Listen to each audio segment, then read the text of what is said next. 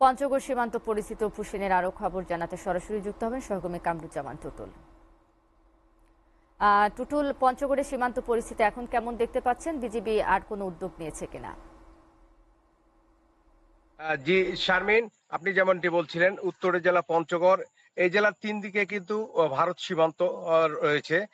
BGB তথ্য মতে এই জেলায় কিন্তু 286 কিলোমিটার সীমান্তর এলাকা রয়েছে। আমি এই মুহূর্তে যেখানে দাঁড়িয়ে আছি, আমি পঞ্চগড় সদর উপজেলার মিরগড় সীমান্তে দাঁড়িয়ে আছি। আমার পিছনে যে নদী দেখতেছেন, নদীর ওপাশটাই কিন্তু ভারত সীমান্ত। আপনি জানেন সম্প্রতি 2024 সালের আগস্টের পর থেকে কিন্তু ভারতে অবৈধ বসবাসকারী লোকজনকে ভারতীয় পুলিশ ধরপাকড় শুরু করছে।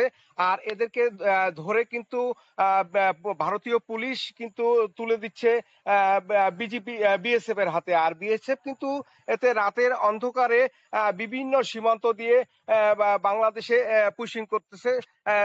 আপনাকে জানিয়ে রাখি, 11 দফায় কিন্তু পঞ্চগড় জেলার বিভিন্ন সীমান্ত দিয়ে 157 জনকে নারী পুরুষকে পুশিং করছে ভারতীয় বিএসএফ। আমি একটু কথা বলে রাখি যে পুশিং এর সময় কিন্তু সীমান্তের যে সীমান্ত বাতি থাকে সেই সময় কিন্তু সীমান্ত বাতি কিছু সময়ের জন্য বন্ধ থাকে।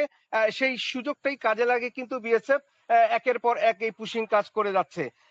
আমি স্থানীয়দের সঙ্গে কথা বলেছি, সীমান্ত এলাকার লোকজন তারাও আমাকে তেমনটি বলেছেন যে আসলে পুশিং হওয়ার সময় সীমান্তে বাতি বন্ধ করে তারা এই কাজগুলো করে। আপনি জানেন যে সীমান্ত গোটা সীমান্ত জেলা জুড়ে কিন্তু কাঁটাতারের বেড়া এবং সীমান্তে ঝলমলে লাইট থাকে। তারপরেও কিন্তু পুশিং এর সময় লাইট বন্ধ করে তারা পুশিং করছে। আপনাকে আরেকটা তথ্য জানিয়ে রাখি, এইসব পুশিং হওয়া লোক বা ভারতের বিভিন্ন প্রদেশে তারা কেউ 10 বছর, কেউ 15 বছর, কেউ 5 বছর আগে গিয়ে তারা কেউ গৃহ নির্মাণ, কেউ শ্রমিকের কাজ করে আসছিল এবং অনেকে আধার কার্ড করেছিল সেই দেশে এবং অনেকেই আবার বিয়ে শাদী করে সংসার পেতেছে। তারপরেও কিন্তু এইসব লোকদেরকে খুঁজে খুঁজে বের করে তারা ভারতীয় পুলিশ বিএসএফ কে দিচ্ছে। বিএসএফ কিন্তু এই কাজগুলো করে যাচ্ছে।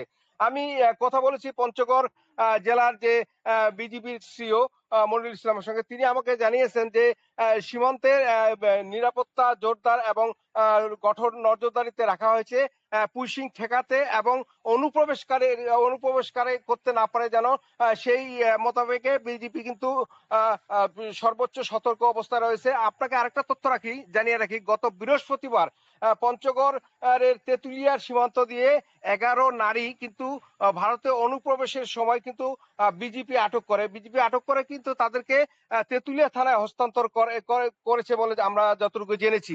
তাদের বাড়ি কিন্তু বাংলাদেশের নড়াইল, কিশোরগঞ্জ এবং গোপালগঞ্জ জেলার বাসিন্দা তারা। আমি তাদের সঙ্গে যারা আটককৃতদের সঙ্গে কথা বলে যেমন জানিয়েছি, তারা কিন্তু ভারতীয় পুলিশ তাদেরকে কিন্তু খুঁজে খুঁজে বের করছে এবং ভারতীয় পুলিশ কিন্তু একটা ঘোষণা দিয়েছে যে অবৈধ বাংলাদেশে ধরে দিতে পারলে কিন্তু তাদেরকে 50,000 রুপি পুরস্কৃত করার কথাও বলেছেন তারা।